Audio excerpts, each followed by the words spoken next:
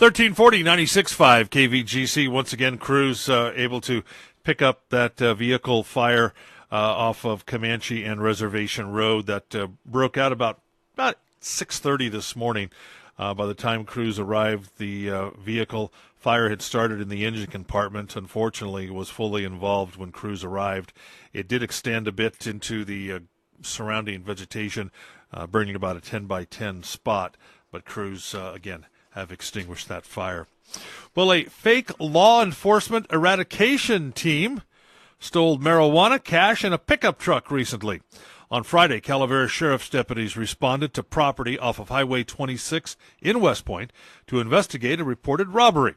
Once on scene, deputies were informed by the victims that the incident occurred earlier in the day at a marijuana grow site located on Skull Flat Road.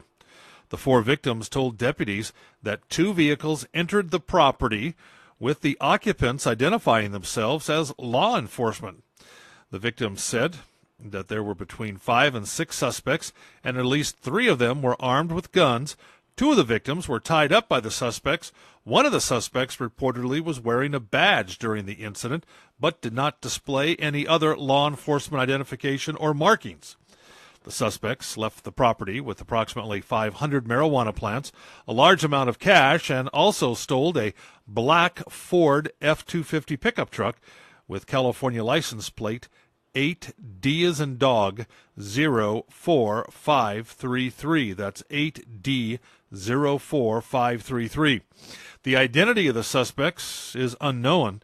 The 2 suspect vehicles were described as a silver sport vehicle and a red truck. Anyone with information regarding this incident, please call the Sheriff's Office at 754-6500. Ask for the detectives or call the Calaveras Anonymous Tip Line at 754-6030. Now, on a side note, Calaveras County Sheriff's Office deputies have identifiable uniforms, including badge and shoulder patches. This also pertains to Amador County law enforcement officers as well.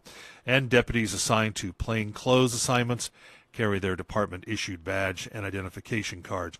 Now, at any time, if you feel you've been contacted by someone who pretends to be a member of the Sheriff's Office, you can always ask to see their department-issued ID or call 911 to ensure that they are, in fact, a deputy sheriff. Around 3:30 Friday afternoon, CAL FIRE and local crews rolled to a reported barn on fire in the area of Coal Mine Road and Reservation Road. Now, due to the wind and dry fuels, the fire quickly spread, triggering evacuations along Comanche Parkway North, Coal Mine Road, Reservation Road, and Buena Vista Road. Now, as of 6:30 in the evening, the fire fully contained, but the barn and one home were destroyed. No injuries reported, all evacuations lifted, and a total of 12 acres burned. Now, the cause of the fire is currently under investigation. With fires burning throughout the state and the recent fires here in Amador and Calaveras, CAL FIRE and the Amador County Sheriff Office would like to remind everyone, remain vigilant, practice proper fire prevention practices. And Calaveras County Sheriff's deputies recently busted a large illegal marijuana grow in West Point that turned up some disturbing evidence. Thursday morning, Calaveras deputies served a search warrant on an unregistered marijuana grow site off Bald Mountain Road. While on the property, deputies discovered evidence that the neighboring property also had 2 connected outdoor marijuana grows, so another search warrant was obtained. Officials say that 445 marijuana plants and 60 pounds of processed marijuana were seized and destroyed. During the search, deputies also discovered the occupant's septic system was discharging waste and sewage above ground and was being used to fertilize the marijuana plants. 2 Sacramento residents were arrested at the grow site and booked into the Calaveras County Jail on $30,000 bail. And a suspect arrested in a recent Sutter Creek vehicle break-in, according to the Sutter Creek Police. August 4th, a pair of citizens report they had several items stolen out of their vehicle parked behind a local business. During the investigation, many items recovered, hidden on the roof of the business, concealed behind storage sheds, and strewn around the property. Several items still missing or had been purposely destroyed and tossed into surrounding vegetation. Now, in all, the value of the stolen property exceeded $1,000. Sutter Creek Police able to obtain video surveillance footage, and through that footage recognized the culprit as Mario Cortez, whom officers had contacted earlier that same day. Now, as the investigation continued, it became apparent Cortez had fled the area, was no longer at his home in Amador City.